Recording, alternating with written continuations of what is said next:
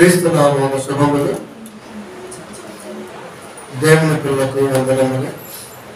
ఆదివారము ఈ సమయంలో మాట్లాడుతున్నటువంటి అంశం అనునాంగుడు వికలాంగుడైన వేళ. అనునాంగుడు వికలాంగుడైన వేళ. అనునాంగుడు అనగా ఏ అవయవము లోపము లేనివాడు, అలాగే అనుచరుడు, అలాగే దేవుని పోలిక కలిగినటువంటి వారు ఫాలోవర్స్. ఇన్ని అర్థాలతో ఈ పదం నిక్షిప్తమై ఉన్నది. అనునాంగుడు. ప్రియమైన దేవుని పిల్లరా, రక్షణ పొందటానికి ముందు మనిషి సంఘములో దేవుని మాట వినటంలో ఉన్నటువంటి ఆసక్తిని బట్టి రక్షణ మార్గానికి వాడి తలంపు నడిపించబడుతుంది. రక్షణ పొందిన తర్వాత ప్రతి విశ్వాసి దేవుని యొక్క సారూప్యములోనికి మారటం అనేది తన గమ్యాన్ని కలిగి ఉన్నటువంటి ఆలోచన వృద్ధి కలిగి ఉండవలసిన ఆవశ్యకత ఉంటుంది. రక్షణ పొందిన తర్వాత దేవుడు మానవుని సృజించినప్పుడు సృజించవలసిన తలంపు కలిగి ఉన్నప్పుడు ఏ అవయవాలు లోపము లేనివాడిగానే కన్నాడు లేదా సృజించాడు. దైవ మానవుని నిర్మాణంలో నరుడు చాలా బాగున్నాడు. అవయవ లోపాలు లేవు. కానీ తిరిగి తన స్వరూపములోకి ఏ లోపము లేని వాడిగా తన పిల్లలు రావాలి అని కోరుకున్నాడు. అంటే తన స్వరూపము సారూప్యము కలిగినటువంటి అనురాగుడు అనుచరుడు ఏదో లోపం కలిగి ఉన్నారు అన్నది చెప్పాడు దేవుడు. లోపం అనగానే రెండు రకాలు. ఒకటి విజువల్, అన్టాంజిబుల్, అన్విజిబుల్. దృశ్యానికి దూరంగా కనబడుతున్నటువంటి ఒకటి ఉంటుంది. కనబడే దాన్ని బట్టి లోపంగా పరిగణిస్తుంది మానవ దృష్టి. కానీ దేవుడు మరొక దృష్టిని కూడా ఇచ్చాడు. దానిని మహాజ్ఞాని సొలొమోను తనలో ఉంటుంది జ్ఞానులకు కనుడు అన్న పదప్రయోగం చేశాడు. అవయవాలు అన్నీ బాగున్నాయి, ఏ లోపము లేదు. అవయవాలు అన్నీ బాగున్నాయి, కానీ వాడు వికలాంగుడు. ఈ రెండింటి మధ్య దేవుడు ఏదో చెప్పాలి అనుకున్నాడు. ఎందుకంటే ఒక అదృశ్య శక్తి లోకంలో బలంగా ఎప్పుడూ పనిచేస్తూ ఉంటుంది. ఆత్మశక్తికి అదృశ్య శక్తికి మధ్య మనిషి ఎప్పుడు కొట్టుమిట్లాడుతూనే ఉంటాడు. దేవుని పొందాలి. ఇప్పుడు దాని ఉచ్చులోనో లేకపోతే దాని యొక్క వలలోనో పన్నాగములోనో మానవ జాతి ఉన్నదా అంటే 100% ఉంది. దానిలో పడ్డ ప్రతి వాడు వికలాంగుడే. అవయవాలు అన్నీ బాగున్నాయి. అపవాది ఉచ్చులో పడ్డవాడు దేవుని దృష్టిలో ఖచ్చితంగా వికలాంగుడే. తిరిగి మరలా వాడిని మామూలుగా అనునాంగుడుగా చేయాలంటే వాడికి అందించవలసినటువంటి సారం, చెప్పవలసినటువంటి ఉద్దేశం వాక్యం ద్వారా దేవుడు దాసి ఉంచాడు. దానిలో నుంచి మాట్లాడుతున్నటువంటి అంశమే అనునాంగుడు వికలాంగుడైన వేళ. సామెతల గ్రంథము 10వ అధ్యాయం 11వ వచనము. నీతిమంతుని నోరు జీవపు నీతిమంతుని నోరు జీవపు ఊట, భక్తిహీనుల నోరు బలాత్కారము మరుగుపరచు. నీతిమంతుని నోరు, నీతిమంతుడు అనునాంగుడు, క్రైస్ట్ ఫాలోవర్, జీవపు ఊట అంటే అతను నోరు తెరిచి మాట్లాడితే ఏదో ఒక కొత్త సంగతి తనలో నుంచి ఉబికి పెళ్ళున బయటికి వస్తుంది. ఒక మనిషి మరొక మనిషితో మాట్లాడినప్పుడు ఆ మాటల్లో జీవపు ఊట అంటే దేవుడు గురించిన సంగతుల యొక్క భావం బయటికి రావాలి. నీతిమంతుని నోరు జీవపు ఊట. నువ్వు మాట్లాడితే ఖచ్చితంగా క్రీస్తు గురించినటువంటి ఆలోచనతో ఉన్నటువంటి ఏదైనా సరే భావ సారూప్యం బయటికి రావాల్సిన అవసరం ఉన్నది. అది ఎంతవరకు ఈ రోజున మనం ప్రజెంట్ చేయగలుగుతున్నాం అది అడుగుతున్నాం. అలా చేయకపోతే వికలాంగులమే, అలా చేయకపోతే వికలాంగులమే, అనునాంగులమైతే కాదు. నీ నోటి నుంచి మరొక వ్యక్తికి ఏదో సందర్భంలో మాట్లాడితే ఖచ్చితంగా క్రీస్తు గురించిన ఆలోచన స్థిరపరచవలసిందే. ఎందుకంటే పిల్లల దేవుని పిల్లల మనం తెలుసు నీకంటే క్రీస్తుని, క్రీస్తుని కలిగి ఉన్నవాడు దేవుని గురించి మాత్రమే పలకటానికో లేకపోతే పంచుకోవడానికో ఇష్టపడతాడు. అది ఎక్కడైనా ఎవరికైనా. అందుకే ఆ లిస్టులో ఉన్నామా లేవా? నీతిమంతుని నోరు అంటే లోక సంబంధమైనటువంటి ఏవి లోహాలు కానీ మరొకటి కానీ ఎదుటి వ్యక్తికి పంచని వారిగా ఈరోజు మనం ఉన్నామా? ఈరోజు మనం ఎలా ఉంటుంది చెప్పినా, ఇదిగో మొన్నే కొత్త బండి కొన్నా, కొత్త కారు కొన్నా, మొన్నప్పుడు VXI ఎంబెడ్ కారు అన్నీ మహేంద్ర అవార్డు కొన్నాను. పెద్ద దున్నపోయి కాదు. నేను అడిగిన మామూలుగా ఏంటి అడిగిందన్నా, బ్రదర్ ఇది మన బండి అన్నాడు. కొత్త బండి అని సెకండ్ హ్యాండ్ కొనలేదన్న. బండి అంటే చూడటానికి కంటికి కనబడాలంట. అది డ్రైవింగే రాదు, ఆఫ్ ఇచ్చే కటింగ్ రాదు, బాడీ ఎంత తెలియదు, స్కేల్ యాంగిల్ తెలియదు, ఏం తెలియదు. ఆ కారు మొత్తం సైడ్ లెఫ్ట్ రాకపోయింది. నీకు ఎందుకురా, ఉన్నదే తోలేకపోయాను కావాలంట. మరి అక్కడికి వెళ్ళినప్పుడు కొంచెం బాగా కనపడాలంట. క్రైస్తవుడు ఏమైపోయాడు తెలుసా? లోక సంబంధంగా చూపించడానికి వెళ్ళిపోయాడు. ఎందుకు? అది నీ అవసరం. ఇప్పుడు అవసరానికి అవసరం మనకి. ఇప్పుడు నా కారు అవసరం, నేను కొనుక్కుంటాను. బండి అవసరం, నేను కొనుక్కుంటాను. అంతే. ఇప్పుడు దాని గురించి ఎంత బ్రాడ్ ఎక్స్ప్రెషన్ చేయడానికి చెప్పండి. ఇది నేర్చుకోడు అంటారు. నాకు నవ్వు వచ్చింది. మన మామూలు నవ్వగా పెళ్ళి నవ్వుతున్నారు. ఏంటని చెప్పేమన్నాడు? ప్రియమైన దేవుని పిల్లారా, అంతేగాని నా జీవితంలో ఇంత పెద్దగా వాక్యం నిలబడగలిగిందని మాత్రం చెప్పడం. అన్నీ లోక సంబంధంగా. అది అన్నీ క్రైస్తవుడు నోరు తెరిస్తే పడుకునేంత వరకు మా ఇంట్లో ఫిల్టర్ వాటర్ ఉంది. బిస్లరీ వాటర్ తప్ప ఏం తాగం. మన దాకా ఉత్సవాట వచ్చాడు కాలం ఏమిటి. ఇప్పుడు మాత్రం ఇచ్చి కొడుతుంటాడు. ఒక్కొక్క క్యాన్ అంటే 160 రూపాయలు చూస్తున్నాడు. ఎందుకురా అది? బయట మామూలుగా నింపేదానికి అది వేసేస్తున్నారు బిస్లరీ స్టిక్కరు. అది కూడా తెలియట్లేదా? బొంబాయి నుంచి వస్తున్నాయి అంట. బొంబాయి నుంచి రావడానికి 3 days పెడుతున్నారు. అంటే అప్పుడు ఎన్ని రోజులు రాకుండా మురికి నీరే కదా. ఎంత మురికి నీరు అంటే కెమికల్ ఎంత కలిసి నువ్వు తాగడానికి ఉపయోగపడిందని.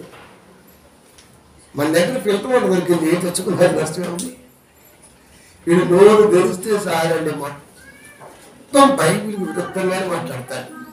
అది తినే కూర కానించి పడుకునే పడక వరకు ప్రతిదీ కూడా సోఫా అంటాడు, అది అంటాడు, ఇది అంటాడు.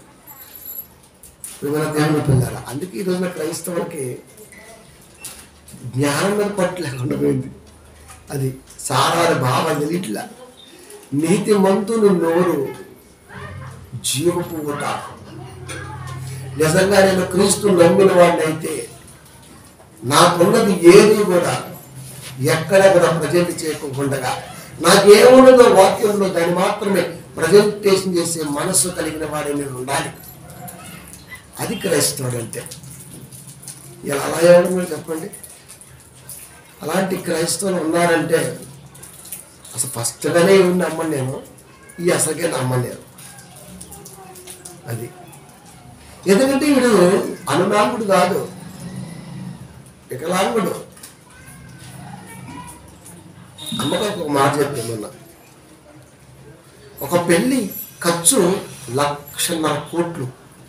అనిల్ అంబానీ 1,00,000 కోట్లు జస్ట్ వెడ్డింగ్ అదే ఆ ప్రోగ్రామ్కి 1,00,000 కోట్లు ఖర్చు చేశాడు. 1,00,000 కోట్లు కాదు, ఇంక ఎక్కువే. వాడు వేసుకున్న సెట్ కాస్ట్ 600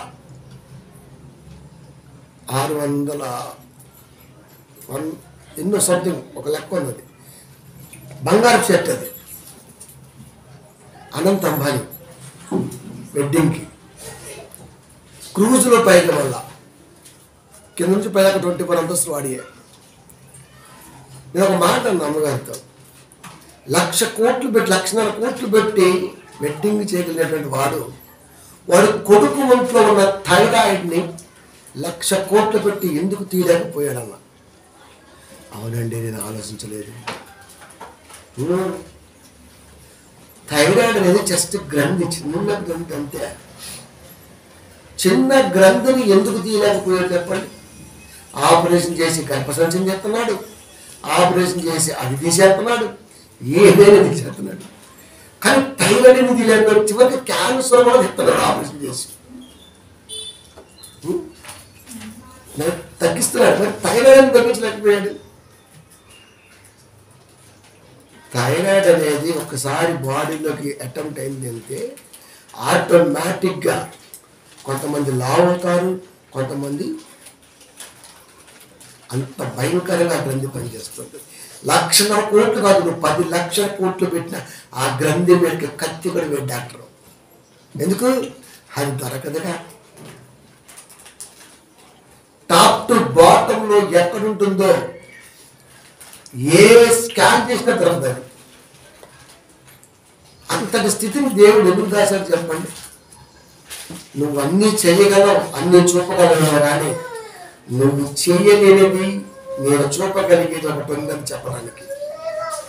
కనుక కొడుకు రోజు రోజుకి లావు అయిపోతా ఉన్నాడు.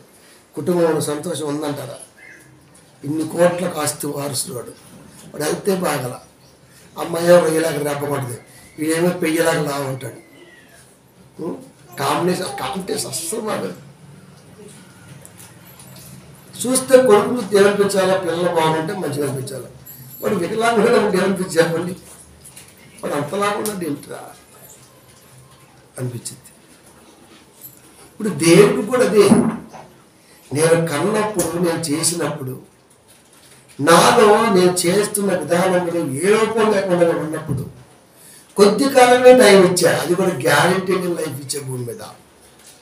అలాంటి లైఫ్లో కూడా వాడు ఎందుకు రాయించి ఇచ్చిన మాటను కూడా నమ్మట్లేదు అన్న బాధపడుతున్నాడు. అందుకే నీతిమంతుని నోరు జీవపు ఊట.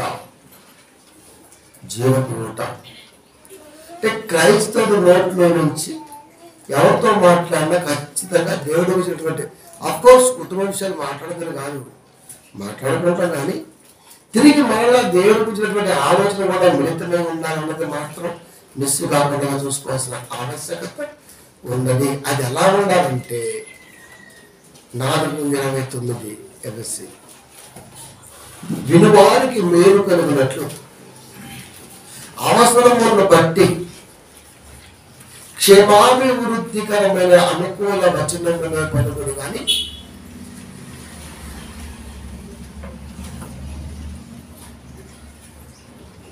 కింద కానీ దుర్భాష ఏదైనా సరే నోట రావద్దు.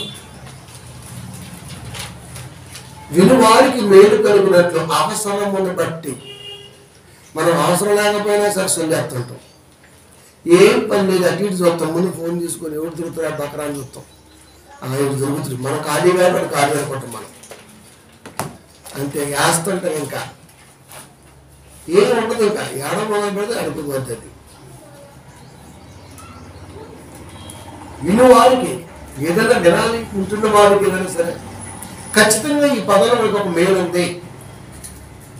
అవసరాన్ని బట్టి క్షేమాభివృద్ధి కర్మల అనుకూలపరచలే పలకండి. దీనికోసం ఏదైనా నువ్వు మాట రానియచ్చు. అంటే మాట్లాడుతున్న విధానంలో కూడా ఆశ చూసి మాట్లాడు అని చెప్పాడు దేవుడు. ఇది అవసరం అయితేనే మాట్లాడు, ఇది అవసరం అనుకుంటేనే వ్యక్తపరుచు, లేకపోతే వ్యక్తపరుచు. ఆ వ్యక్తపరుస్తుంది కూడా మేలుగా ఉండాలి సుమా. నీ మాట వల్ల వాడు మరొక దాంట్లోకి డ్యామేజ్ వెళ్ళకూడదు. మనిషి అంతా బాగానే ఉండవు. ఆ మాట గుర్తునే కోట దాటుతుంటే చూసిన అప్పుడు అది వికలాంగుడిగా చూస్తున్నాడు దేవుడు. అనాంగుడిగా వెనపట్ల వాడు అంటే మితంగా మాట్లాడడానికి అమితంగా మాట్లాడుతూ ఉంటాడు. దేవుని దృష్టిలో వీడు వికలాంగుడు. దేవుని దృష్టిలో వీడు క్యారెక్టర్ ఉన్నటువంటి వాళ్ళు, ఈ క్యాడర్స్ వికలాంగులు. అవసరం బట్టే మాట్లాడు. జంతువులకి ప్రతిదానికి నోరిచ్చుంటే ఈ రోజున భూమి మీద మనిషికి మాటలు వచ్చేయవు. తెలుసా మీకు? ప్రతి జంతువు మాట్లాడింది. ఏగ, దోమ, ఎన్ని ఉంటాయో చుట్టుపక్కల చిన్న చిన్న అన్నీ మనం ప్రసంగం చేస్తుంటే చేసేయాలి అంటుంది. కొడదామంటే కిటికీ నుంచి పోద్ది. డిస్టర్బెన్స్. దోమలు ఎదురుకొస్తాయి. అదే స్థితి బతుకుమంటే ఒకరు మనం అంటే ఇష్టమైన దోమలకి అవి కూడా వెళ్ళి స్థితి బతుకుమంటాయి. లేకపోతే ఇంకేదైనా పాట మనకి. అంటే ఈ మైకులో నుంచి దేవుడి మాట బయటికి వెళ్ళటానికి ఛాన్సే ఉండేది కాదు. ఏగలకి, దోమలకి, మిగతా వాటికి మాటలు వచ్చి ఉంటే చివరికి కుక్కలని అంతే. మనం కట్టుకుని ఇంట్లోకి వచ్చి మూలం ప్లేసెత్తావా ఇవ్వవా, లేదా డోరు పగల కొడతా, చెప్పులు కొడుకుతా, బయట ఎన్ని పగలేస్తా అని ఉత్తరం కూడా ఆపేయండి. రాయవా? వాటికి ఎందుకు ఇవ్వాలి తెలుసా? నీకు ఇచ్చాను కనుక అన్నాడు దేవుడు. అది ప్రియమైన దేవుని పిల్లరా, కనుక వినివారికి మేలు కలిగినట్లు అవసరాన్ని బట్టి మాట్లాడు. అది కూడా మేలు, ఉపయుక్తంగా ఉండాలి. అంత జాగ్రత్తగా మాట్లాడాలి. ఇలా లేని వాడు కూడా దేవుడికి వికలాంగుడే. నాలో ఏ లోపం లేదు కదా, అది వాగుడు ఉంది కదా, సాల్దా ఏంటి? అది ఎక్కువ చెప్పుకుంటాం కదా, సాల్దా ఏంటి? మరి వీడియో కాల్ చేసి మరీ చెబుతుంటాం మనమైతే ఇదిగో అని. ఇప్పుడు అవసరం వచ్చింది, అవతోడు హర్ట్ అవుతాడు, లేకపోతే బాధపడతాడు, లేకపోతే మరొకటి అవుతాడు. అంటే మనకు ఉంది కదా అని చెప్పేసి ఎదుటి వాడి దగ్గర ఏదైనా ఎక్స్పోజ్ చేస్తే వాడు దాన్ని రీచ్ అవ్వలేడు. అయితే సమయం బట్టి దీని లోపల ఏమో తెలుసా, హర్ట్ అవుతాడు, పలహీనలు అయితే చచ్చిపోతాడు. నీ వీడియో కాల్ సౌండ్ వచ్చిందనమాట. అంటే క్రైస్తవుడు అలా కాదు. అసలు క్రైస్తవుడు ఎక్స్పోజ్ చేయాల్సింది వాక్యాన్ని. ఇంకేం చేయకూడదు. ఇంకా వాక్యం కంటే బలమైనది, వాక్యం కంటే విలువైనది ఏదైనా ఉంటే వాడు చెప్పాలి, దాన్ని ఎక్స్పోజ్ చేయాలి. ప్రియమైన దేవుని పిల్లారా, అది ఎక్స్పోజ్ చేయటం అంటే. అలా లేకపోయినా వాడు వికలాంగుడుగానే కనపడ్డాడు దేవుడు. ఇలాంటి క్యాడర్స్ ఎన్ని చెప్పండి. ఇలాంటి క్యాడర్స్ లోకంలో ఎన్నున్నాయి. ఎంతమంది వికలాంగులు ఉన్నారు. అనురాంగులేని అనురాంగుడు అనుకుంటూ వికలాంగుడిగా కనబడుతున్నారు దేవుడికి. లోకానికి ఏమో దైవ అనురాంగుడు అండి, అంటే దేవుని యొక్క ఫాలోవర్ అండి, దేవుని యొక్క అనుచరుడు అండి, అలా కనబడ్డాడు. కానీ దేవుడికి ఏం కనబడుతున్నారు తెలుసా? వీడు నా ఫాలోవర్ కాదు, ఏం కాదు, వీడికి వికలాంగుడే. లోకం ఉన్నటువంటి వాడు వీడు. అంటే ఇప్పుడు ఇవన్నీ ఎవరు చెప్పాలి? కాపురైతే అసలు చెప్పడం, వాడు జీతగాడు కనుక 8 దినాలు రోమ జీతగాడు జీతగాడే అంటే మరి ఎవరు చెప్పాలి? జీవితం అనేది గాడి తప్పకుండా చూసేవాడు కావాలి, వాడు చెప్పాలి ఈ సంగతులన్నీ కూడా కదా, ఈ సంగతులన్నీ కదా. కనుక మీ నోట రాని కొద్ది అన్నాడు. ఒకవేళ వస్తుంది అనుకో, ఏంటి 11 సార్లు 10-13 సామెతలు.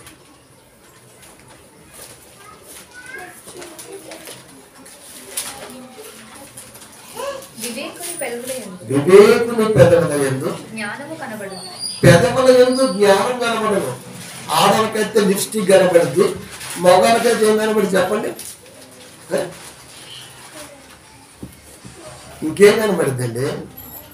అన్న అలాగో తెల్లగో కనబడుతుంది పెదాల మీద. మొగలకి ఎక్కువ స్మోక్ చేశారనుకో బ్లాక్ అయిపోద్ది, ఎక్కువగా పెద్దలు గుర్తు కనబడదనుకో బయట అయిపోద్ది, ఏదో ఒకటి కనబడుద్ది. ఇంకా లేడీస్ కదా మనం చెప్పాల్సిన అవసరం లేదు. ఇంకా రకరకాల పూత వచ్చేసింది పెదాల మీద. లిప్టిక్కే అయ్యే కదా, వాటి వల్ల బహుత్ క్యాన్సర్ వచ్చేస్తుంది. సరే, వివేకుని పెదవుల యందు జ్ఞానము కనబడును. ఎవడి ముఖాన్నైనా చూస్తే, ఎవడి పెదవులైనా చూస్తే ఆ పెదవుల పైన జ్ఞానము కనబడాలి అన్నాడు దేవుడు. అసలు ఎవడి పెదాల మీద జ్ఞానం కనబడిద్దండి? అసలు మనిషికి పెదాల నీళ్ళని కూడా ఇట్లా ఎందుకు చెప్పండి? కొంతమంది ఉంటారు బాబాలు, మేసాలు గడ్డాలు మొత్తం దించి ఇట్టుంటే రాబోతుంది పెదనాడని ఆ నోరు దిద్ది తప్ప కనపడదు. ఇంకా పెదవి ఎందుకు ఎక్స్పెక్ట్ చెప్పండి? కొంతమంది ఏమో కావాలని ఇక్కడ పెంచుతారు మేసాలని, పెదవి కనపడి ఇట్లేడు. బైబిల్ చదవాలండి క్రైస్తవులు. పెదాలు కనపడటం అంటే బాడీ నీట్గా ఉండాలి. అది చూడగా ఓపెన్ స్ట్రక్చర్ అవ్వాలి, ఓపెన్ స్ట్రక్చర్లో కనపడతాడు. అది ఓపెన్ ల్యాండ్స్ అవైలబుల్ అంటాడు. అది అర్థం ఏంటి? చూడగానే కన్ను చూపు మేర 20 ఎకరాలు 10 ఎకరాలు సరే బిట్లు కనపడాలా. నాకు వెస్ట్ బిట్లో ఈ కార్నర్ కావాలి బ్రదర్ అంటాడు. అంతే కనబడింది కాబట్టి అదే పిచ్చెట్లు పెంచేసి తిక్క మేకలను లోపల పంపించేసి అక్కడక్కడ రాళ్ళు బాతేసి అక్కడ పక్క గెల ఉంది బ్రదర్, దానికి దీనికి మధ్యలో అంటే తగలయ్య మొత్తం పిచ్చెట్లే ఉన్నాయి కదరా. ఇప్పుడు నేను 10 లక్షలు పెట్టి ఒక 20 సెంట్లు 30 సెంట్లు కొనుక్కోవాలనుకుంటున్నా. నాది ఎక్కడ నా సరిహద్దు ఏది? ఇక్కడ మొదలు పెడితే ఎక్కడ దాకా నాది. అందుకే మీరు రూపం ప్రకారం చూడండి, దిగుతుంటేనే టెంట్ వేసి ఉంటుంది, మంచిగా భోజనాలు ఉంటాయి అక్కడ అట్రాక్టివ్. కూర్చొని తినుకుంటూ చూస్తుంటే ఫ్లాట్ అట్లా కనపడుద్ది. అప్పుడు మనకు ఒక విజన్ ఉంటుంది, ఒక ఇలా తీసుకురావాలి. ఓకే రైట్, ఇప్పుడు షార్ట్ తీసుకొని అన్న నాకు ఈ థర్డ్ రోడ్లో ఈ కార్నర్ పక్కన బిట్ ఉన్నాయి, దీన్ని ఓకే చేయి, ఇది అడ్వాన్స్ 10,000 అయిపోయింది. కనబడింది కాబట్టి ఓకే అయింది.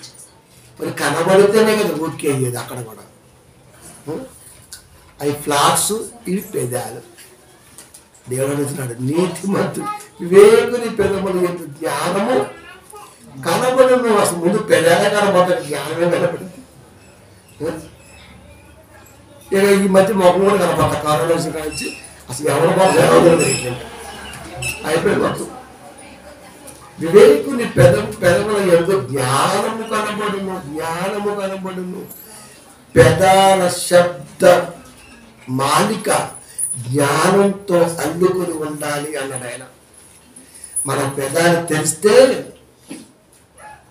మానవ జాతి పెదాలు తెలిస్తే పశువులు కూడా భయపడతాయి అంట. అది చెప్పగానే తెలుసా? చాలా మంది ఫోన్లో మాట్లాడుతుంటే మీరు అబ్జర్వేషన్ చేయండి. ఫోన్లో మాట్లాడడం తెలియదు కానీ ఎవడన్నా ఫోన్లో బండి పక్కన పెట్టి రోడ్డు పక్కన ఎప్పుడైనా అబ్జర్వేషన్ చేయండి, గట్టి అంటుంటే ఆ చుట్టుపక్కల ఉన్న పక్షులు మొత్తం కంగారు పడుతాయి. కుక్కము దగ్గర అంటే వీడు మాట్లాడుతుంటే వాడికి ఎంత భయం వేస్తుందంటే, వీడు పెదాల మీద జ్ఞానం కనబడాలని భగవంతుడు రాసిన సంగతి తెలియట్లా, మాకు తెలుస్తుంది. పశుపక్షాదుల ప్రమాదాన్ని ముందుగా పసిగడతాయి. మీరు చూడండి, దేవతల్లారా, కనుక వివేకుని పెదవుల ఎందు జ్ఞానము కనబడును. ఇది కామనే, బుద్ధిహీనుని వీపునకు వ్యక్తము తప్పదు.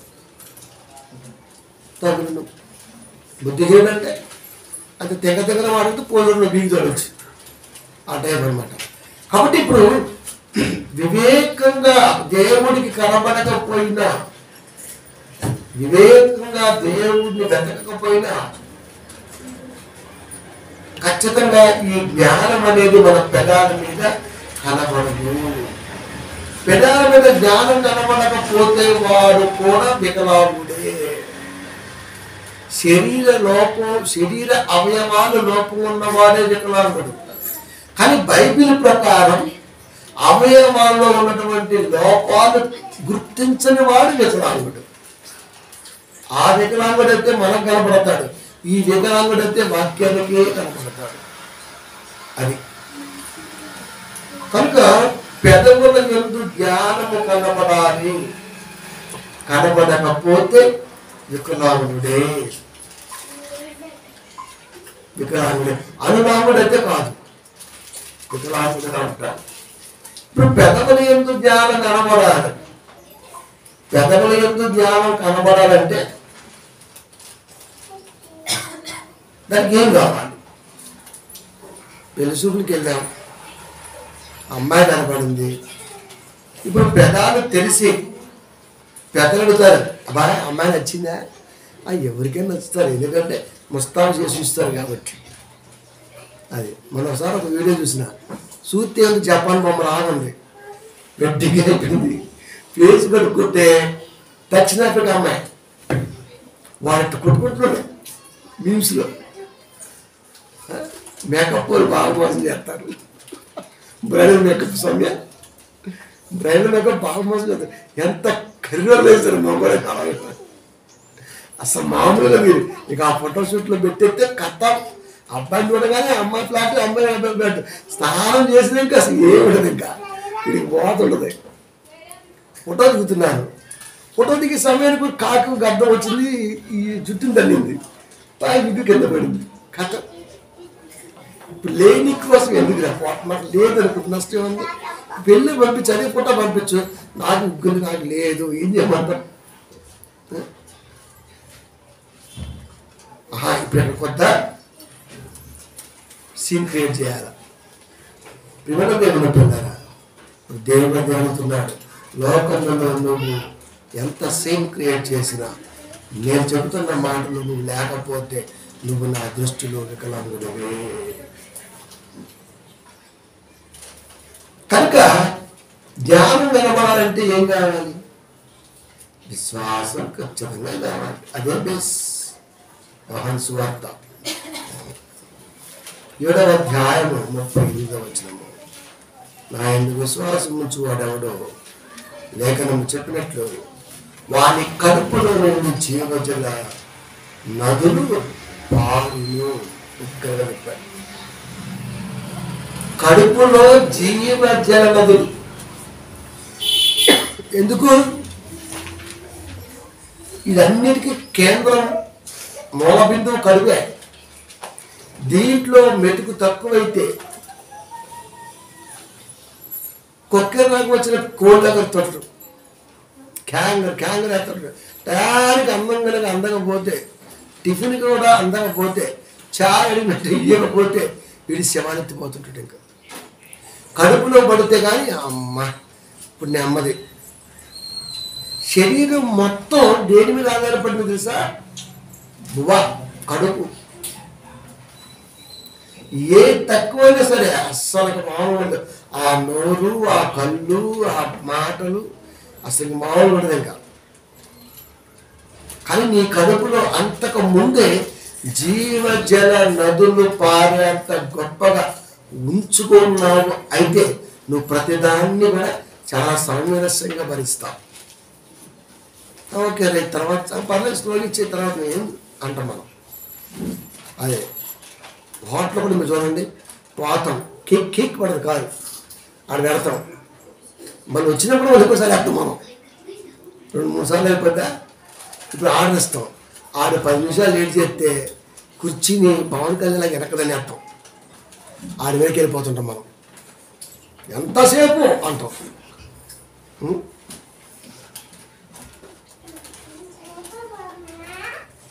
ఓర్పు మిస్ అయింది. ఎందుకు? కడుపులో జీవజల నదులు అంటే వాక్యం గురించిన వాతావరణం అనేది నిండుంటే, కడుపు నిండిన తర్వాత మరొక దాన్ని తినాలంటే మనం తినలేం. నాకు పాయసం అంటే బాగా ఇష్టం. ఫస్ట్ టైం మంచిది తింటా, రెండోసారి అర్ధగంట గంట తర్వాత పెడుతుంటే వద్దు అంట. మనం ఇష్టమైంది కూడా వద్దని ఎప్పుడు అంటామంటే కడుపు నిండినప్పుడు. జీవజలం అనేది దేవుడి మాట కదా. జీవజలం అంటే జీవజలం అనేది నిజంగా మన కడుపులో ఫుల్ఫిల్గా ఉండుంటే దేని మీద కూడా అంత దృష్టిగా మనం వెళ్ళాం. అప్పుడు కోపతాపాలకి ఛాన్స్ లేదు. అది అనవసరమైనటువంటి వాగ్యవాదాలకి ఛాన్స్ లేదు. మరొకరికి సొల్లు వేసుకోవడానికి టైం లేదు. ఎందుకు? లోపల ఫుల్ అయ్యి ఉంది కాబట్టి. ఖాళీ ఉన్నామనుకో ఇంక ఇప్పుడు ఏమేమి తినేస్తాం మనం. మీరు చూడండి, బాగా ఆకలి వేసినప్పుడు వాటర్లో అన్నం పెట్టిందా కాకడం కూర నాగుతుంది. ఫస్ట్ చెట్టిన అవుతుంది, సగం ఆకలి తిరుగుతానికి, లేకపోతే గొట్టాలు చేస్తాడు, లేకపోతే ఇంకా పెట్టి చేస్తాడు, ఇంకా 2 గొట్టాలు వేస్తాడు మళ్ళా. ఎందుకు? ఇప్పుడు ఆకలి బేస్ లెవెల్ తగ్గాలి, మండుతుంది లోపల.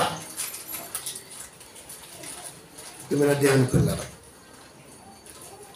అందుకే వారి కడుపులో నుండి జీవజల నదులు బారులు. అంటే అనురాంగుడి కడుపులో దేవుని మాట పారుతూ ఉండాలి. నిలవుంటే హుసేన్ సాగర్ లాగా కంపుచ్చేస్తుంది. నది ఎప్పుడు పారాల, చెరువు ఎప్పుడు నిలవే ఉంటుంది. అందుకే చెరువు కట్టి మీద పోయేటప్పుడు మీరు చూడండి, మనం ముక్కట్టు పెట్టుకొని పోతుంటాం. ఎందుకు? చేపలు తెచ్చి, కొంగలు తెచ్చి, ఎలకలు తెచ్చి, లేకపోతే వీడింట్లో చెత్త అంతా దాంట్లో పడేసి రచ్చంతా ఆడే ఉంటుంది కాబట్టి. అది ఏదనుకో, నువ్వు ఎన్ని వేసినా కొట్టుకొని పోతమే ఉంటుంది. అది ఏట్లో నువ్వు ఏదని ఎక్కడైతే అనుకోబడ్డది. అంటే దేవుడి మాట నీలో నిజంగా ఉంటే అది నీలో నుంచి మరొకరికి ఖచ్చితంగా వెళ్ళిపోద్ది. నువ్వు పంపిస్తావు, అది మనం పంపిస్తాం. వారి పెదవుల మీద జ్ఞానము కనబడును. పెదాల మీద జ్ఞానం కనబడాలంటే కడుపులో జీవజలాల స్టాక్ ఉండాలి.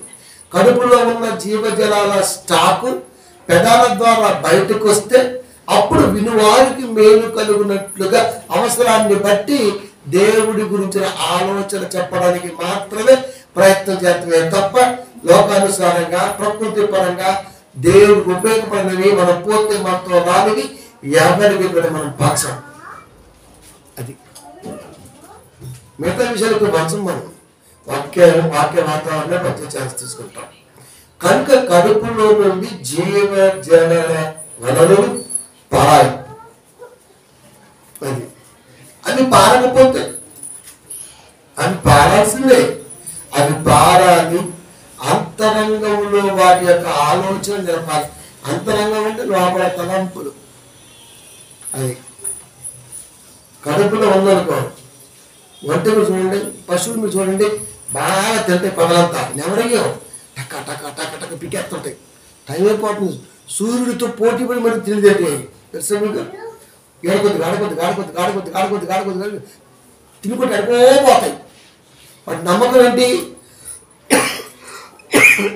నేను ఎక్కడికి వెళ్ళా వెనకాల చేతగాడు ఆడు మళ్ళీ ఆడి దొడ్డి తీసుకెళ్ళిపోతాడు.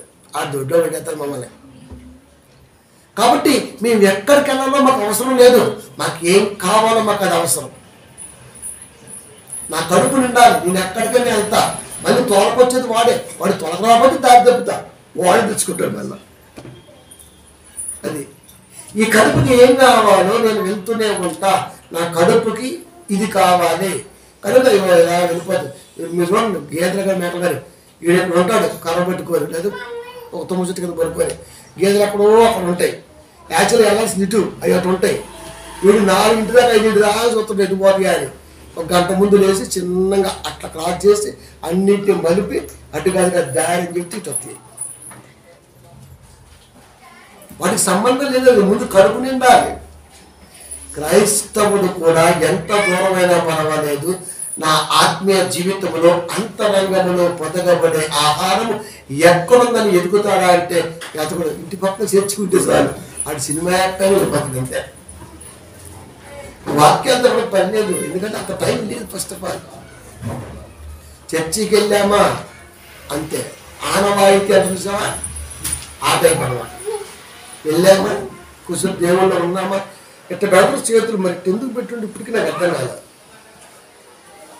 ఇట్లా ఎందుకు పెడుతుందో అర్థం కాదు, ఇప్పటికీ అర్థం కాదు. అది ఎందుకో తెలియదు. బహుశా ఇది మ్యాండేజ్ అయినట్టుగా అనిపించింది నాకు ఒకసారి. మీరు చాలా రాసుకోవాలండి. యేసుక్రీస్తు గొర్రెల కాపరి అన్న మాట బైబిల్లో తీసుకొని సంకలో కర్ర చేతిలో కర్ర సంకలో గొర్రె వేసేసాడు. వాడికి ఏం అర్థమైంది? ఇదే అర్థమైంది వాడికి. గొర్రెల కాపరి అంటే గొర్రెల సంకలో కర్ర చేతిలో, మళ్ళీ ఆ కర్ర కూడా ఇట్టుంటుంది సాకారంగా. ఎట్టెందుకు? యేసుక్రీస్తు ముసుగుడా. నువ్వేమో కర్ర సౌండ్కి వెళ్తే మాత్రం కర్ర స్ట్రైట్గా ఉండాలి. ఎట్ట తిప్పుతుంటే నేల మీద, అబ్బా తిప్పి నేలకేసి కొట్టి లేపుతాడు. అప్పుడు జూమ్లేస్తాడు దాన్ని, విజిల్స్. కర్ర స్వామికి వెళ్ళేవాడికి మాత్రం గొడుగులా కొనుక్కొని ఉండదు. యేసుక్రీస్తు వారిని ముసలం చేసి పడేసి అప్పుడే గొడుగు ఒకరు పెట్టాడు. ఈ కర్ర దేనికి తెలుసా? పెద్ద ఆయన అట్లా పట్టుకోలేరు కాబట్టి పట్టుకోవడానికి వీలుగా ఉండడం కొరకు ఆ గ్రిప్పును పెట్టాడు వాడు. అంటే ముసలి వారికి సంబంధించిన కర్ర అది. కుర్రోడు మీరు కరసాలు చూడండి, ఇట్లా వంకర కర్ర ఉండదు, స్ట్రైట్ కర్ర ఉంటుంది. యేసుక్రీస్తు వారు 33 ఏళ్ళ యవనస్తుడు. అలాంటి ఆయన చేతిలో ఈ కర్ర పెట్టిండు. ఆర్టిస్ట్ మైండ్ బాగా పని చేయట్లా ఆర్టిస్ట్కి. పరుసోడు చేతిలో ముసలి కర్ర ఏంటిరా నాయన. సరే సంపం మేకంటే గొర్రెంటే నీకు అర్థమైంది. మీరు కరెంట్ పెట్టాను, టీచర్ స్కూల్లో పిల్లగాళ్ళని కొట్టడానికి ఇట్లాంటి కర్ర వాడిద్దా, గొడుగు కర్ర వాడిద్దా? ఒకటి పిలిచిద్ది, రే 4-5 బట్టరపో. వాడు ఆపట్టడం అమ్మాయి అది కొట్టడం, ఎందుకంటే నేను చెప్తున్నా ముందు వాడిని స్టార్ట్ చేసింది. అది వాడి మీద ఎక్కడ మామూలుగా సవ్వగా ఎట్టంటే కర్ర అంటది. యేసుక్రీస్తుకి ఏమో ఇది పెడితే ఆ ఫోటో మన ఇంట్లో పెడతాం. నాకు అనిపించింది ఇది అంత అమ్మాయి కంటే బాగుంది. వాడు కనపడే ఉంది, ఇది కనపడే ఉంది. క్రైస్తవుడు వికలాంగుడు అండి, అది ఆత్మీయ వికలాంగుడు అయిపోయాడు. అంటే దేన్ని కూడా వీడు వాక్యానుసారంగా ఆలోచనలకు మాత్రం తీసుకోండి. ఆ ఎల్లంటే మళ్ళీ మళ్ళీ అది అంతే. ఇక భలే వచ్చేత నాకైతే. ఎందుకు? కడుపులో జీవనదులు ఓట లేదు కాబట్టి. ఉంటేందుకు వస్తాయి? అన్నం తిన్నాడు మగత వచ్చింది హ్యాపీ పడుకుంటాడు. అన్నం తిన్నాడు కెక్కరా కీకి మరుతుంటాడు. అది కనుక వాక్యం నిండుగా ఉందనుకో మనం ఎక్కువగా సొల్లేము. ఎవరితో లోకానుసారంగా మనం మాట్లాడే ఛాన్సే తీసుకోమను. అది కనుక దేవుడు దృష్టిలో వికలాంగుడుగా కనబడకుండా నేను తీసుకోవాల్సిన జాగ్రత్తలు ఇవన్నీ ఇది. కనుక వారి కడుపులో నుండి జీవజల నదులు పారును బిగ్గరగా. అర్థం తెలుసా? ఎప్పుడు బిగ్గరగా పదవాడాడు? తన మరణంలో కూడా దేవాదేవా నా చేయి ఎందుకు విడనాడు తిని బిగ్గరగా కేకలేసి ప్రాణం వదిలాడు. బిగ్గరగా ఎందుకు వేస్తాడు చెప్పండి? బాధ. గట్టిగా ఎందుకు వస్తాం మనం? బాధ. కనుక ఆ బాధలో ఈ పదాన్ని తీసుకుంటే అది ఎంత ఫ్లోగా వస్తుందో పదం చెప్పండి. వాని కడుపులో ఎలా వస్తుంది చెప్పండి? వాని కడుపులో నుండి రోజున మనం చాలా పొలెట్గా మాట్లాడుతున్న పదాన్ని, వాని కడుపులో నుండి జీవజల నదులు పారును. ఎంత పొలైట్ వర్డ్! అదే ఇది చాలా ఫోర్స్గా మాట్లాడాలనుకో మైక్ బద్దలైపోతుంది. అది మైక్ బద్దలైపోయి వాయిస్ రేంజ్లో ఉంది అక్కడ. కనుక ప్రతి క్రైస్తవుడి కడుపులో జీవజల నదులు దేవుడు గురించినటువంటి ఆలోచనలు పారాలి. పెదాల గుంట తగు మాత్రపు మాటలు మాత్రమే రావాలి. అంతరంగములో జ్ఞాన సంగతుల్లో గూడు కట్టుకొని ఉండాలి. ఇవేమీ లేకపోతే వికలాంగుడా కాదా? వికలాంగుడే. అనునాంగుడుగా కనబడుతున్న వాడు వికలాంగుడైన వేళ ఇవన్నీ లేవు కనుక కడుపులో నుండి జీవనదులు పారితే అంతరంగంలో వాటిని నిలిపేసుకొని పెద్దలపై వాటిని బాగా సారంతో ముందుకు తీసుకొస్తే వినివాడికి ఎంత బాగుంటుందంటే అంత బాగుంటుంది. అలా ఉండాలి. 22 సామెత నీ అంతరంగమందు వాటిని నిలుపుకుంటాం ఎంతో మంచిది. జీవజల నదులు కడుపును పారుతుంటే పెదాల గుట్ట జ్ఞానం బయటకు వస్తుంటే మేలు కలిగేంత జాగ్రత్తగా మాటలు వదులుతుంటే నీతిమంతుని నోరు జీవపు నోటైతే ఇవన్నీ స్టోర్ చేసుకోవాల్సినటువంటిది స్టోరేజ్ ఉందంటే అది అంతరంగము అని. ఇవన్నీ అంతరంగమందు వాటిని నిలుపుకోవటం ఎంతో మంచిది. పోకుండా అవి నీ పెద్దల మీద ఉండనిమ్ము.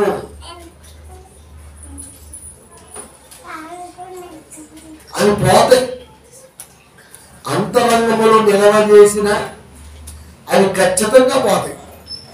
అది డిలీట్ అయిపోతాయి అంటున్నాడు. పోకుండా నీ పెదవుల మీద ఉండనిమ్ము. అవి పోవాలంటే వాటి మార్గం నోరే. అంతరంగములో నిలవన్న దైవ సంగతులు వేస్ట్ వ్యర్థము పోతాయి అంటే అవి పెదముల డోర్ ఓపెన్ చేస్తే తప్పపో. అప్పుడు నువ్వు ఓపెన్ చేయకూడదు. మనకున్న అలవాటు ఏంటంటే తండ్రి చెప్తుంటాడు ఏమని, నానా 2 గంటలు వస్తా బయటికి వెళ్ళి ఆ గంప కింద కోడి ఉంది చెప్తా ముందే, కోడి ఉంది నానా బాగుంది, సాయంత్రం మామత్తలు అంటారు పోస్తాను జాగ్రత్త నాన్న 4 గంటలు అర్థం పెట్టాడు. వీడు బాగానే ఒక గంట బాగానే ఉంటాడు. తర్వాత ఒక ఆతృత ఉంటుంది, ఇది అర్థంతో చూద్దామని కొంచెం అలా లేపు చూస్తుంది. అది అప్పటికే గమనిస్తూ ఉంటుంది. ఈ బొడ్డోడు లేవకపోతున్నా నేను పారిపోకపోతున్నా అని. వీడు లేపాడు. అది ఇంత కోడిని చూడండి, గంప మీరు ఇంత లేపండి ఇంత సందులోంచి కూడా వెళ్ళిపోతుంది. అంతరంగంలో నిలవ ఉంచింది పెదాలు. ఈ పెదాలు కొంచెం ఓపెన్ చేసిన మొత్తం ఇంకా అంటే పెదాలు అనేవి నాగార్జున సాగర్ లాకు కంటే గట్టిగా ఉండాలి. 23 గేటలతో నాగార్జున సాగర్ లాక్ అయితే నువ్వు ఎంత ఫ్లోట్ వచ్చినా సరే సొక్క నీటి కింద రాదు. అంత స్టాండర్డ్ అనేవి నీటిని ఆపగలిగే అంత వెయిట్ పట్టుకున్నాయి. లేపితే ఆ లేపిన సందులోంచి వెళ్ళిపోతుంటే ఫ్లోట్గా. మళ్ళీ అది ఆ ఫ్లోట్కి ఆయకుండా కలిసి బెండు కూడా అవ్వదు, అట్లా కొడుతుంది నీళ్ళలోకి. ఫ్లోటింగ్లో మీరు ఏదైనా పెడితే ఖచ్చితంగా బెండ్ అవుద్ది. కానీ నాగార్జున సాగర్ గేట్లు బెండ్ అవ్వవు, ఇలాగే ఉంటాయి. అట్ట కట్టాడు ఇంగ్లీషోడు ఆ రోజులో. నెహ్రూ గారి కాలంలో కట్టబడింది అది. ప్రేమల దేవుని పిల్లల ఆనకట్ట. కనుక నీ అంతరంగమందు వాటిని నిలుపుకుంటూ ఎంతో ఉంచుది. అవి పోకుండా అవి నీ పెదవుల మీద ఉండనిమ్ము. నీ పెదవుల మీదే ఉండాలి. నువ్వు మాట్లాడితే ఖచ్చితంగా వాక్యంతో ఏదైనా సంబంధమైంది వెళ్తూ ఉండాలి. అలా కాకుండా ఉంటే ఉండదు. అలా ఎంతమంది ఉన్నారు మీరు చెప్పండి. కాపరి ప్రసంగంలో కూడా ఈ రోజున ఆశీర్వాదం అనగానే లోకానుసారంగా వెళ్ళిపోయాడు. అబ్రాహాముకున్న ఆశీర్వాదం ఏంటో, యోబుకున్న ఆశీర్వాదం ఏంటో, ఎలీషాకున్న ఆశీర్వాదం ఏంటో, గెహాజీకున్న ఆశీర్వాదం ఏంటో, యోధాకున్న ఆశీర్వాదం ఏంటి? యోధాకు ఆశీర్వాదం లేదేనా? ఉంది కదా.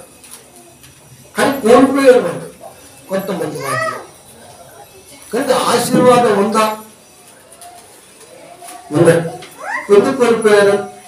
ఎందుకు కోల్పోయారంటే అంతరంగమందు వారు వీటిని స్టోర్ చేసుకోలేదు. క్రీస్తుతో ఎన్ని అద్భుతాలలో పాల్గొస్తుడైనా అది ఎందుకు ఎక్కడయ్యా అంటే అంతరంగంలో వాటిని నిలవజేసుకునే ఆలోచన యోధా చేయలేకపోయాడు. అది గ్రహించలేకపోయాడు.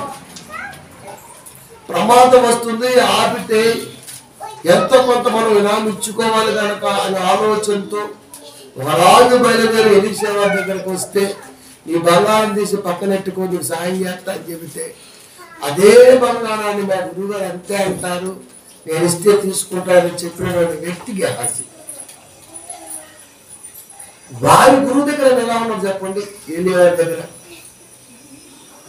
గారి దగ్గర పొలములో పని చేసుకునే ఎలీషా జాగీను దగ్గర నుంచి ఎలా ఉన్నాడు? అదే ఎలీషా గారి దగ్గర గెహాజీ ఎలా ఉన్నాడు? ఇది మనస్తత్వాన్ని బట్టి మాత్రమే శిష్యత్వం నిలబడుతుంది తప్ప వంశపారపర్యంగానో మరొక రకంగా రాదు. ఏదేవారి మనస్తత్వం బాగుంది కాబట్టి ఎలీషా వారితో అద్భుతంగా ఉన్నాడు. గెహాజీ శిష్యుల్లో ఒకటిగా ఉన్నా కూడా గురువు గారి మనస్తత్వం కాదు. వీడు మనసంతా బంగారమే, మనసంతా బంగారమే. అది 2 బస్తాల బంగారం ఎవరు దొరుకుంటాడు?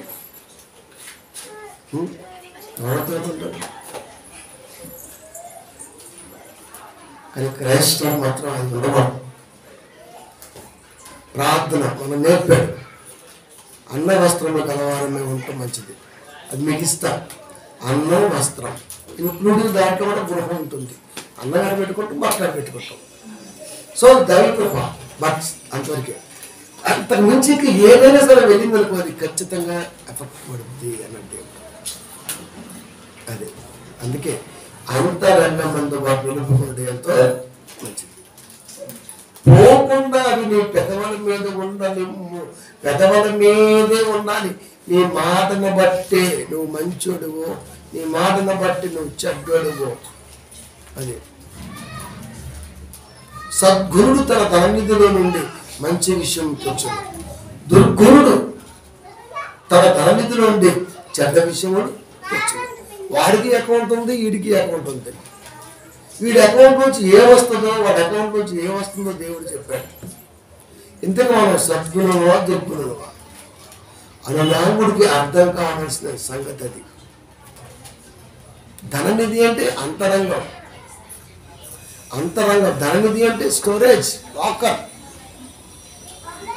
అంతరంగంలో ఏముంటుంది అంటే ఖచ్చితంగా జీవజలములు పారే నదిని ఆనకట్టేసి కాపాడుకోవాల్సిన బాధ్యత అంతరంగ తలంపులకైతే ఉండాలి క్రైస్తవ జీవితంలో.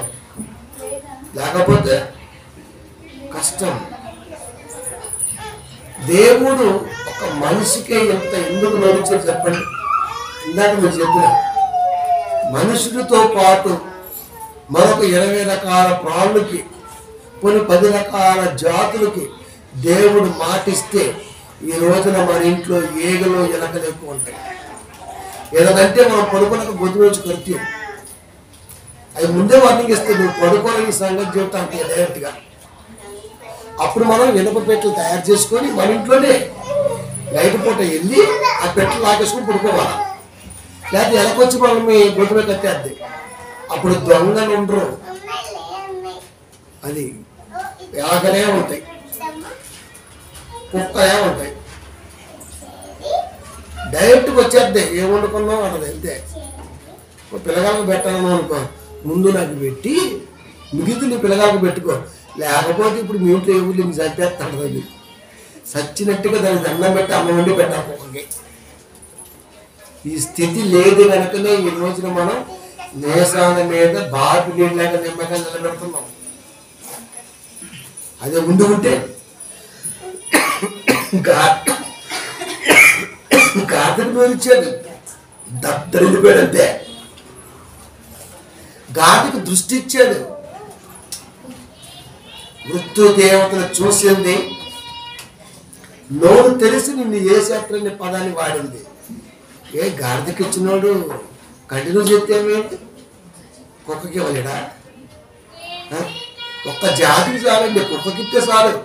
ఆ కారు పార్కింగ్ చేసుకుంటే తేపడక లొంటి బిగేద్దది అన్నం పెట్టకపోతే. అప్పుడు మన బతుకు 3 పువ్వులు ఆరకాయలా ఉండదప్పుడు, మాడిపోయిన పువ్వులు ఏంది ఇంకా ఆ టైంలో పరిస్థితి. ఈరోజు మనం ఎంత స్టాండర్డ్గా ఉండగలిగామంటే పశుపక్షాలకు దేవుడు నోరెవరా, అదొక్కటే. అది కనుక చేసుంటే బైబిల్ మనం చెప్పం, అవి చెబుతూ వచ్చి సోమని సీమల యుద్ధకు వెళ్ళంటే ఇప్పుడు సీమ కనుకొద్దు, సీమలని కనుకొస్తాయి, కుక్కలని కనుకొస్తాయి. మనందరూ చేయంలో కూర్చుంటే కుక్కలు వచ్చి మంచిగా సోఫా వేసుకొని మార్కెట్ పెట్టుకొని హలో మాట్లాడుతుంది. అది ఇప్పుడు ముఖ్య ఉపదేశం ఎవరా అంటే జర్మనీ కుక్క. అది టైట్లు, జర్మనీ కుక్క ప్రసంగించుడు. అది మనిషి జాతి మొత్తం వినవలేను. ఎవరం రాకపోతే గ్యాంగ్ పిలితే, రే పలానా గ్రామంలో పలానా ఇంట్లో 10 మంది రాలా, పోయి కర్రబడుకు కొట్టి తీసుకుని రచించకండి తెలుసా. మీరు చూడండి అసలు ఏమంటారు తలపులు అంటే. ఇంత జ్ఞానం దేవుడికి ఉంది కనుకనే వాటికి నోరే కదా. చేసేటప్పుడే వాటిని మీరు ఏలుదురు అన్నాడు. లేకపోతే అవే మన యాత అంటే. కాబట్టి పెదాలు తెరవబడితేనే మాట బయటకు వస్తుంది. కాబట్టి ఆ మాట విలువ ఎలా ఉంటుందో రాయించాడు. మాటకున్న గొప్పతనం చూడండి. మనం మాట్లాడుతున్న మాటకున్న గొప్పతనం. 18:4 సామెతలు. మనుషుని నోటి మాటలు లోతు నీటి వంటివి.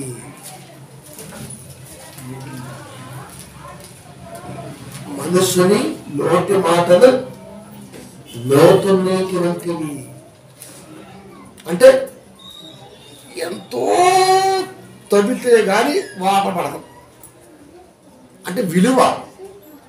మనకి ఇప్పుడు నీళ్ళు విలువ తెలియదు. ఆడు వదులుతాడు సోమవారం ఆదివారం, మనం అవసరమైతే పట్టుకుంటాం, లేదంటే ఆ మురికాల పక్కన పెడతాం, దాంట్లో కొట్టకపోతుంది వాటర్ అన్ని. అదే రాజస్థాన్ ప్రాంతంలో మీరు చూడండి, 4 మైళ్ళు ఒక కొండ నీళ్ళు తెచ్చుకోవడానికి. ఒక కొండ వాటర్, ఆ వాటర్ కూడా 4 రాళ్ళు మట్టి ఉండి చుట్టుపక్కల పొలం నుంచి ఊరితే గుంటలాగా దాంట్లో లోటా ఎట్టి బిందెలు నింపుకొని 4 మైళ్ళు 2.5 మైళ్ళు ఆ తండ గ్రామాలకి వెళ్ళి ఆ బొంగ తీసుకెళ్తే ఒక్కసారి స్నానం చేస్తే అయిపోతుంది. వాళ్ళు ఎలా వాడతారు మీరు చెప్పండి. ఆ వాటర్ని కొన్ని మనగలా వాడతారు మీరు చెప్పండి. మనగలా వాటర్ చెప్పండి. నీళ్ళు పుష్కలంగా ఉంటే మన ఇష్టం. ఇంకా అదే కష్టంగా ఉంటే డ్రమ్ము వాటర్ కూడా 4 రోజులు వాడుతున్నాం. అంటే అవకాశాన్ని బట్టి మనిషి ఖచ్చితంగా మారుతాడు. వాటి తలంపు మారుతుంది. మారుతుంది.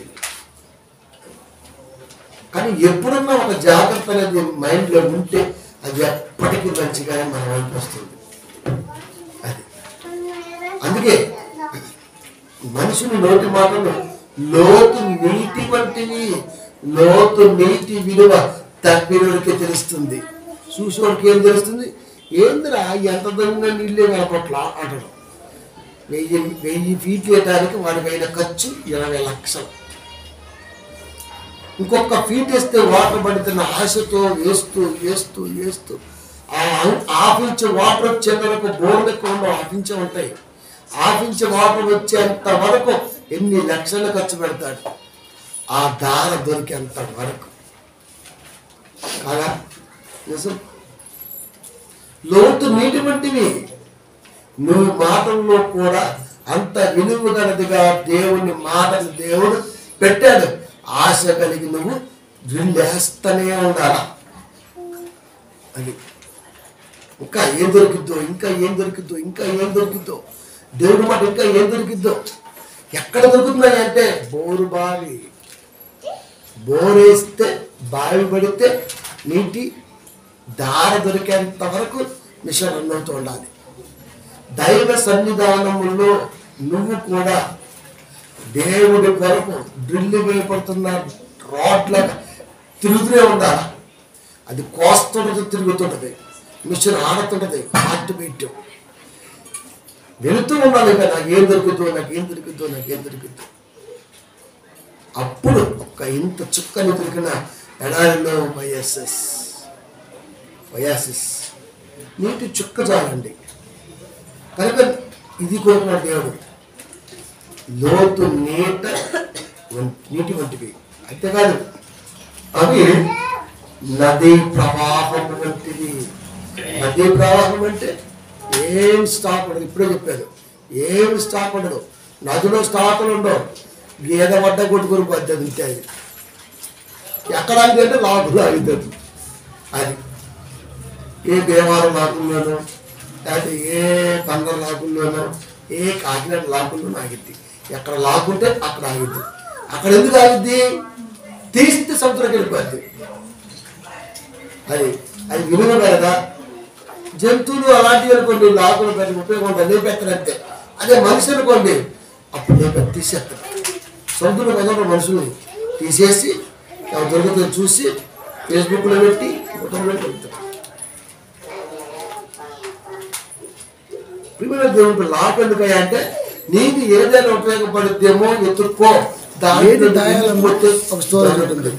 కానీ ఇది గెలవాలంటే ఇది 6:17 ఎఫ్ఎస్సి లక్షణమైన చిరస్త్రానమును దేవుని ధరించుకుంది.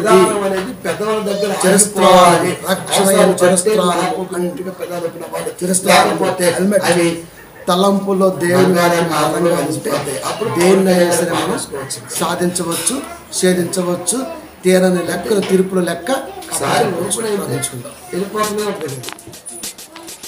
అజాగ్రత్తకి భారీ వినదు. వినియోగం చూస్తే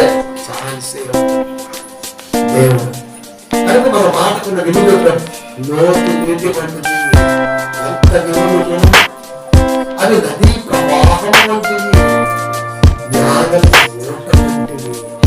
మన మాటకి ఎంత వినిపించిన దేవుడు మనం చేస్తున్నప్పుడు మన మాట పెట్టినప్పుడే ఇంత విలువతో దేవుడు పెడితే మాటకి రోజు విలువ లేకుండా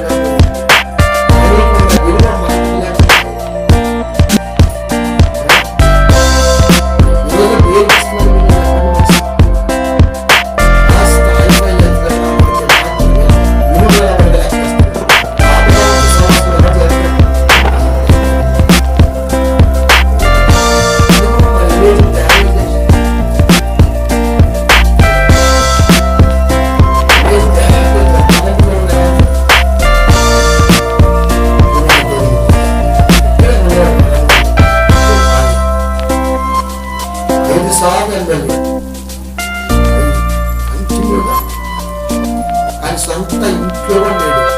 5 ఏళ్ళు గవర్నమెంట్ ఇచ్చినట్టు క్వార్టర్లో ఉన్నాడు.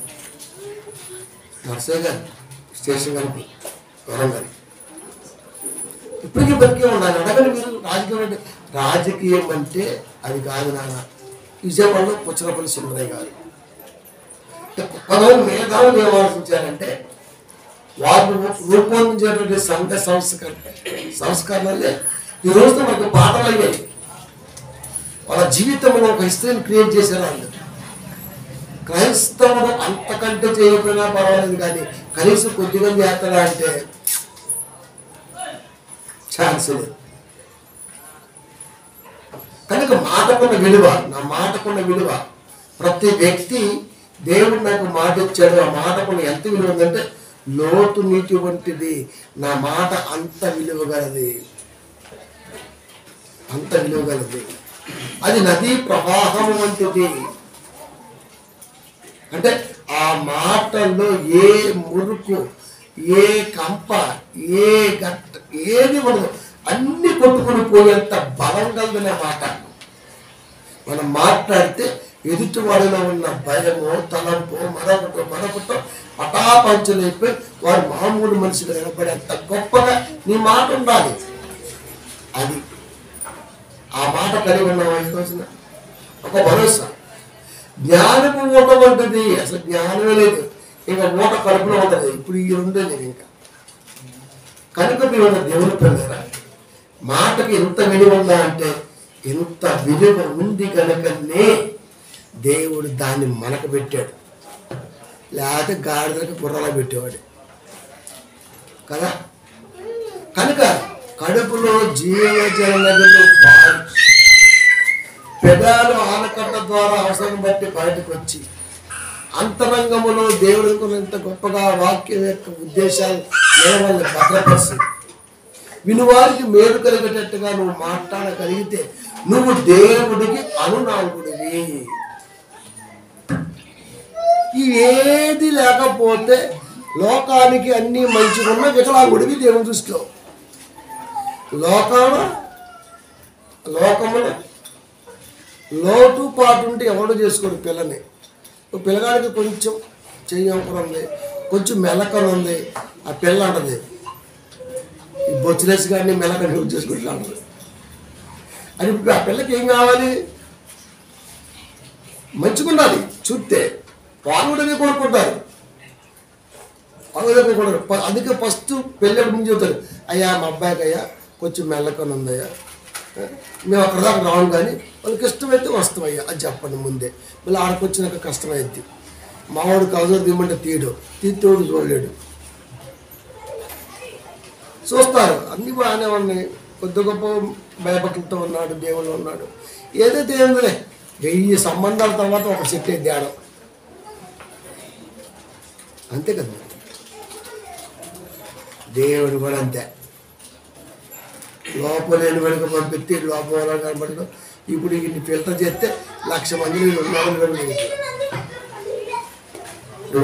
పిల్లలు. కనుక ఇక్కడైనా చెల్లుబాటు అవుతాడేమో కానీ అక్కడ మాత్రం చెల్లుబాటు అయ్యే ఛాన్స్ దేవుడు. అది కనుక పెదాలపై నుండి జ్ఞానపు మాటలు వచ్చేంత వరకు దేవుడి కృప ఎప్పుడు మనకు తోడుగా ఉంటుంది. అది రాకుండా చేయటమే దెయ్యం యొక్క ఆలోచన. అది ఎప్పుడు మనకి మిస్ మ్యాచ్ అని చెప్పిన కోపం, రౌద్రం, చికాకు, పరాకు, ఈర్ష్య, ద్వేషం లాంటివి ఎప్పుడైతే అంతరంగంలో స్టోర్ అవుతాయో అప్పుడు ఆటోమేటిక్గా పెదాల నుండి వచ్చే తలంపులు భయంకరంగా ఉంటాయి. లాస్ట్ మాట 32:9 కీర్తన. బుద్ధి జ్ఞానములేని గుర్రం, దానికి బుద్ధి లేదు, జ్ఞానం లేదు. అందుకే నోట్లో కలిగేస్తున్నాడు, చేతిలో వారు పెట్టుకుంటున్నాడు. కంచరగానే వాళ్ళను మీరు వెళ్ళకూడదు, అవి నీ దగ్గరకు తేబడినట్లు వాటి నోరు వారుతోనూ కళ్ళెంతోనూ బిగింపవలను. కళ్యాణి గుర్రానికి కళ్యాణం, గాడిదకి వారు. అవి ఇప్పుడు మన కాడికి రావంటే వస్తాయా? కళ్యాణం ఎత్తి మన మాట ఉంటాయి. గాడికి వారేసుకుని నోట్లో వారేసి పట్టుకుంటూ మన మాట ఉంటాయి. లేకపోతే మన మాటను అంటే బుద్ధి జ్ఞానము లేని గుర్రములు. కంచరగాడ కంచరగాడికి ఎందుకు వచ్చింది? గుర్రం కంచరగాడ ఎందుకు వచ్చింది? ఇప్పుడు దేవుడు ఖచ్చితంగా బెత్తము, కళ్ళెము, వారు ఈ 3 దేవుని పిల్ల కొరకు వాడుతున్నాడు. చెప్పారు చెప్పలేదా? కనుక గుర్రం రైలు కంటే గొప్పగా పరిగెత్తింది, నాకు తెలిసిన విషయం. గాడిద తనకంటే ఎక్కువ బరువు మోసిద్ది. జీవితంలో కుటుంబం కొరకు కాలముతో పరిగెడుతూ ఉంటాం. మనం 24 hours కూడా మనకు సరిపోదు, పరిగెడతా ఉంటాం.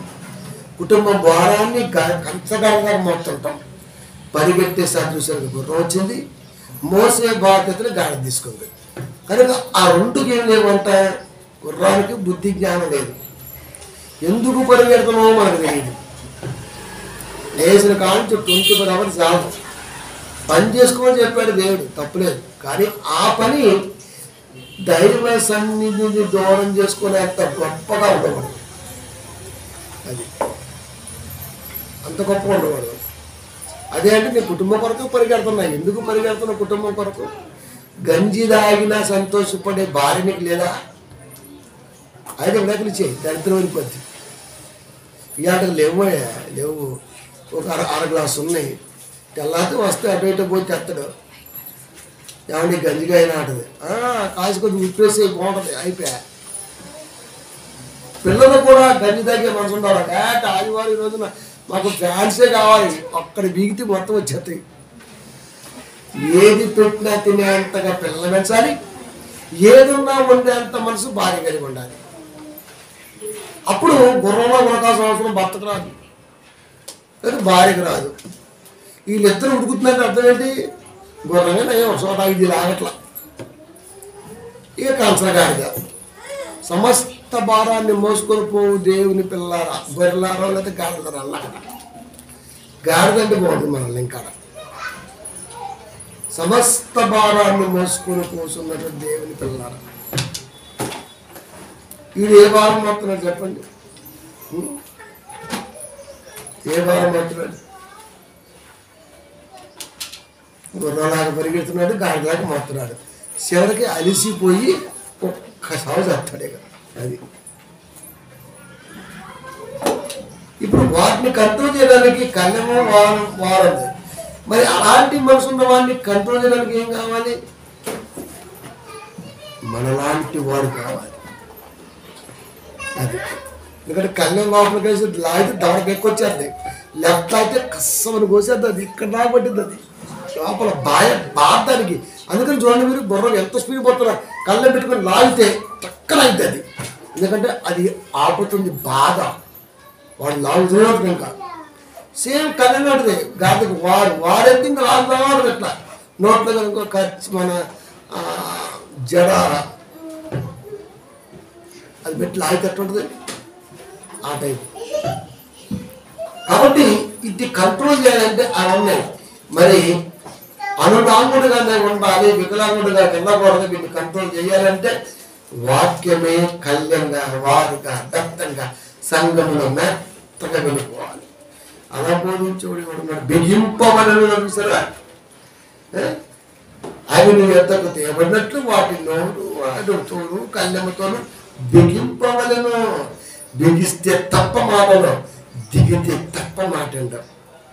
అది దించేవాడు క్రైస్తవుడు, బిగించి తిప్పేవాడు డ్రైవర్. కాబట్టి అనునాంగుడుగా దేవుడు చేసుకుంటే, వికలాంగుడుగా ఆయన కనబడుతుంటే ఎవడు పోతాడంటే ఈ రోజున ఉన్నవాడు ఏడు మరి సంఘంలో కాపరిగా ఉన్నవాడు సంగతులు చెప్పడానికి ఎందుకు ముందుకు రావట్లే? పాడిందే పాడి, చెప్పిందే చెప్పి, గాతరాశి పద్దమ్మ కథలు, రాజమౌళి సినిమా కథలు. అంతేగా ఏంటి బ్రదర్? రేపు న్యూస్ డేట్ ఏంటి, అప్డేట్ ఏంటి? మహేష్ బాబుది 37. ఆడిలో రాసుకుంటాడు టీఆర్పీ కోసం. అందులో నిజమెంతో తెలీదు. అదే రాజమౌళి ఒక గొప్ప మునగాడు దించినట్టు విలన్ను రాశాడు. ఇంతకు ఎవడా మునగాడు? అసలు మునగాడు ఎవడు? హైప్ క్రియేట్ అవుతుంది అక్కడ. దేవుడు ఈ రోజున మునగాడు లాంటి మాటలు అందించాడు. అద్భుతమైన తలంపుతో ఈ రోజున మా తలంపుకు అందింది. ఇది క్రైస్తవుని లక్షణం. అది నీతిమంతుని ఫాలో అవ్వటం. కాబట్టి దేవుని దృష్టిలో ఎప్పుడు అనునాంగుడుగానే ఉండాలి. అంటే అనుచరుడిగా, ఏ లోపము లేని వాడిగా, ఒకరు ఉన్నా ఇప్పుడు వాక్యాన్ని బట్టి సరి చూసుకునేవాడిగా ఉండాలి తప్ప వికలాంగుడిగా ఆయన కనబడకూడదు. లోకంలో వికలాంగుడిగా ఉన్న జబర్దస్త్ పొట్టుగదర్శి గారికి పెళ్ళైంది కాదుగా, అయింది. కాబట్టి లోకములో ముక్కు ఒకరో, మూతి ఒకరో, కాలు ఒకరో, చెవి ఒకరో, నడువు ఒకరో, లేదా అదో ఇదో కర్రో కాటి మీద ఉంటుంది. ఎన్ని లోపమున్నా ఖచ్చితంగా అమ్మాయికైతే అబ్బాయి రకం అంటాం, అబ్బాయికైతే అమ్మాయి రకం అంటాం. కొంచెం లేదు వద్దంతే. ఒక 2 సంబంధాలు కాస్త ఒక 30 సంబంధాలు అవుతాయి, కానీ ఖచ్చితంగా వస్తాయి. కానీ దేవుడి దగ్గర మాత్రం అనునాకుడుగా ఉన్నటువంటి వాడు వికలాంగుడిగా కనబడితే తిరిగి మరలా 20-30 ఛాన్స్ అయితే ఉండదు. అది అటెంప్ట్ ఒక్కసారి తిరిగిద్ది. కాబట్టి దేవుడి మాటను బట్టి ఏ నిర్మాణంలో అయితే లోపం లేని వారిగా ఉన్నామో ఆ లోపం లేని వారిగానే భూమి మీద కొనసాగుతూ ఉండాలని, దానికి కావలసినటువంటి ఆలోచన ఈ ప్రసంగం ద్వారా దేవుడు మనకి అనుగ్రహించాడు. ప్రార్థించుకున్నాం.